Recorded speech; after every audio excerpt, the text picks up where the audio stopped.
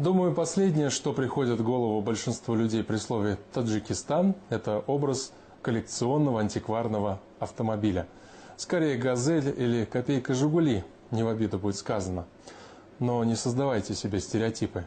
Они на то и созданы, чтобы их ломать. В республике много настоящих ценителей, фанатов ретро-автомобилей. В поисках какого-нибудь грузовика военного времени или Кадиллака, выпущенного ограниченным тиражом в 50-х, они ездят по дальним весям и кишлакам. И, как ни удивительно, находят именно там, в глухих таджикских кишлаках, а не на выставке где-нибудь в Монте-Карло. Не все вещи с годами дешевеют. На этом поле таджикские коллекционеры выставили старые автомобили. Они имеют свою цену, историю и личную характеристику. Это первая такая выставка для Таджикистана.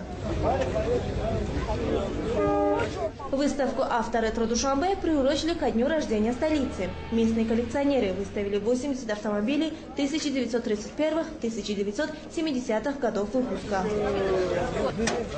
20 лет тому назад. Самого старого железного коня пригнал Рахимджон Назаров из города Вахдат. Старые коллекционные машины – главная страсть братьев Назаровых. Здесь они представили 10 ретро-мобилей, а всего их в семье 25. Временно я мотор чему дагимча. «Опель Адмирал» – старейший и самый дорогой автомобиль в стране. Особая гордость Назаровых. На сборку и ремонт Рахимджон потратил почти 20 лет жизни. Но какие-то запчасти не может найти до сих пор.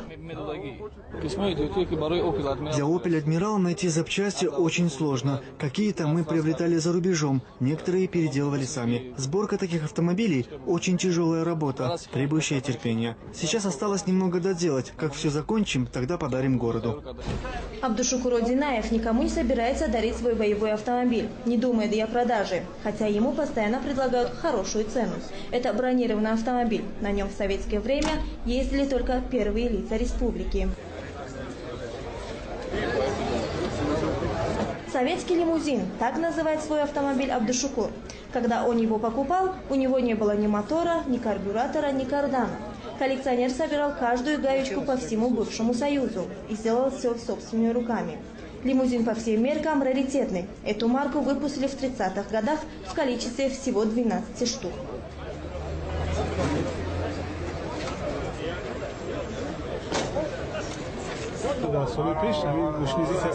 В прежние годы такие марки ЗИЛ-301 изготавливались только для правительственных лиц. Когда они выходили из эксплуатации, то их читировали и сдавали на металлолом. Я не знаю, как эта машина уцелела. К счастью, она попала ко мне. Такие машины выпускались по спецзаказу. Вот этих лимузинов было всего 12.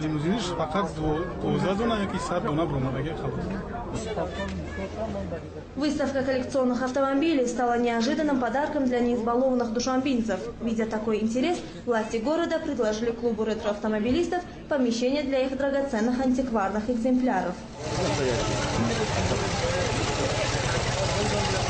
Антикварными автомобилями в Таджикистане владеют и министры, и простые смертные. Это особая национальная любовь.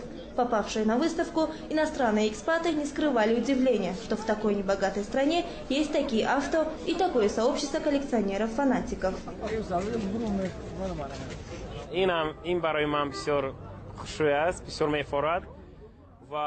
Я уже долгое время нахожусь в Таджикистане, и мне даже не верится, что здесь есть столько прекрасных антикварных автомобилей.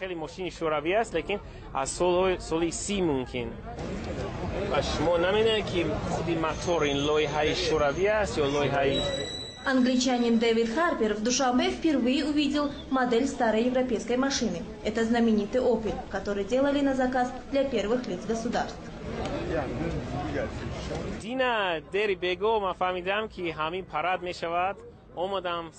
Я узнал, что состоится фестиваль-выставка, и с раннего утра стоял и ждал открытия. Лично для меня это очень интересно, потому что на выставке представлены очень старинные автомобили. Я, честно говоря, удивлен, что такие машины попали в Душанбе, и как они хорошо сохранились. Некоторые из них так шикарно отремонтированы, что, глядя на них, вспоминаешь былые времена.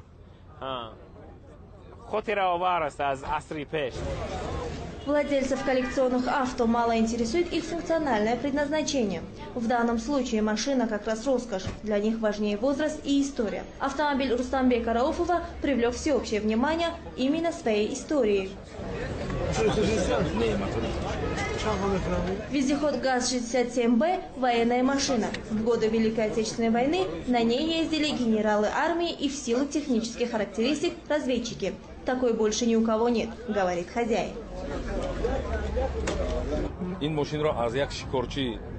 Этот автомобиль 1941 года производства. Я купил его у русского мужчины, дяди Саши из Шахритовского района. Машина была в ветхом состоянии. Я покрасил ее в заводской цвет, а запчасти купил за границей.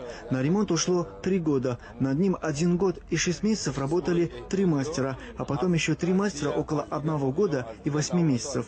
Я готов потратить столько средств, сколько потребуется для полного ремонта, потому что на таком ездили только генералы. После войны каждой советской республики раздавали по одной такой машине, и тогда на них разъезжали чиновники.